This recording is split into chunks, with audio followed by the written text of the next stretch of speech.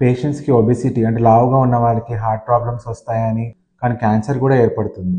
అవును, మీరు విన్నది కరెక్టే. బిఎంఐ మోర్ దెన్ 30 ఉంటే కనుక పేషెంట్స్ని ఒబిసిటీ అని చెప్తాము. ఈ ఒబిసిటీ ఉన్న వాళ్ళల్లో క్యాన్సర్ రావడానికి, క్యాన్సర్ ప్రోగ్రెషను, దాని రికరెన్స్, తిరగబడ్డము, వీటన్నిటికీ కూడా ఛాన్సెస్ చాలా ఎక్కువ ఉంటాయి. అండ్ క్యాన్సర్ ఆల్రెడీ ఏర్పడిన వాళ్ళకి వాళ్ళలో సర్వైవల్ రేట్స్ తక్కువ ఉంటాయి, మార్టాలిటీ రేట్స్ ఎక్కువ ఉంటాయి. సెంట్రల్ భాగం, పొట్ట భాగము, ఈ ఏరియాలో కనుక ఫ్యాట్ అక్యుములేషన్ ఎక్కువగా ఉంటే వీళ్ళలో 10 ఎక్కువ రిస్క్ అన్నది ఉంటుంది.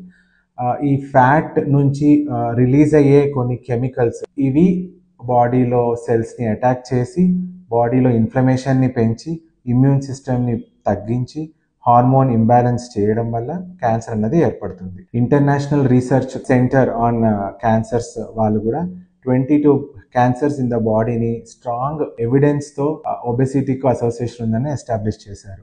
వాటిలో ఉదాహరణకి కొన్ని cancers like most common breast, గర్భసంచి క్యాన్సర్, కోలోరెక్టల్ క్యాన్సర్లు, ప్యాంక్రియాస్, స్టమక్, లివర్, ఇవన్నీ కూడా హైయెస్ట్ రిస్క్ అసోసియేటెడ్ అనమాట.